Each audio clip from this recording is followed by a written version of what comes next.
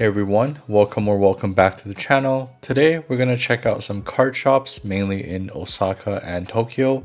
Yeah, so hopefully you guys enjoy. Let me know if you guys see any cards that you like. This was definitely a really fun trip. This card vending machine was around $6 or $8, and as you guys can see, we pretty much got nothing, maybe like $1 or $2 of value. So this first shop was pretty central in Osaka, but as a result, the prices were not the best. But you know, as you guys can see, there is quite a lot of grails here. They have some really high-end stuff, a lot of modern chase cards, a lot of more vintage cards as well. But we kind of only picked up these mystery cubes, which I did end up opening. You can find the video on my channel. Next, we headed to Mandarake, which is honestly one of my favorite Pokemon stores or hobby stores in Japan. There's several locations. I went to the Fukuoka one previously, which I thought was really good because of their mystery packs. But now we're checking out the Osaka one, which is honestly still really good.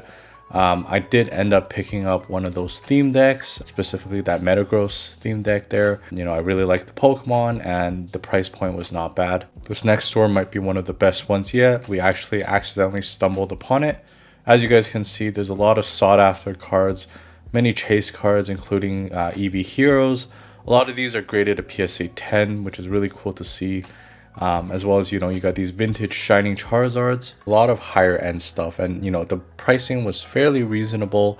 You guys can see the ponchos, the Van Gogh Pikachu, a lot of waifu cards, a lot of Charizards. Basically, for any collector, I feel like there's something at this store. I did end up picking up a Pokemon Center promo card here for a pretty good deal. The store also carried a bunch of different sealed product, some older series as well, and some of the more modern, newer Scarlet Violet sets. Of course, they got the tag team sets, which is honestly really cool to see as well. And you got some of the premium collection boxes that Japan has. And we did find this really fun claw machine. Essentially, the premise of the game is you got to get these little paper boats out of the claw machine, and you got to open these up in order to see if you won anything. However, if you collect 20 non-winning boats, you can still redeem a prize.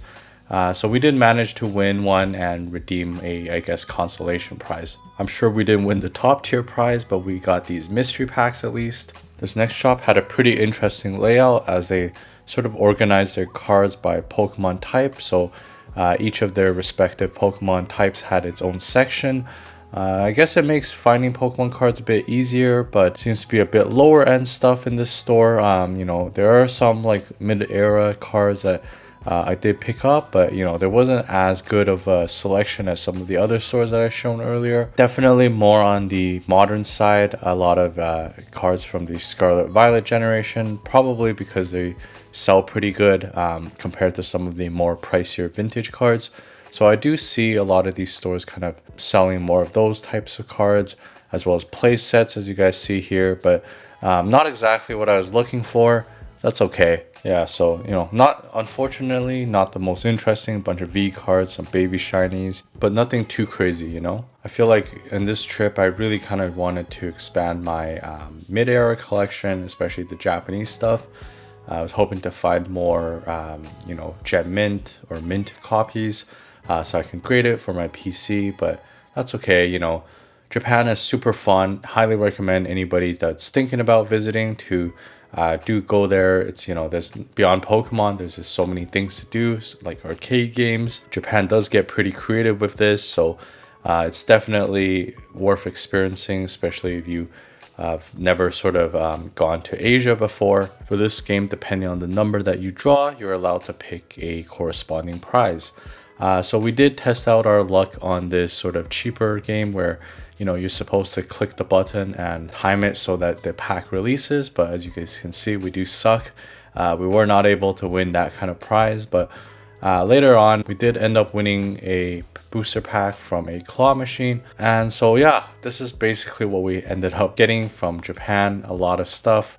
Definitely my wallet hurts. Please check out my affiliate links in the description below. They do lead to websites that I use and trust, and feel free to subscribe if you guys want to. And yeah, thank you guys so much, and I'll see you guys on another video. Peace out.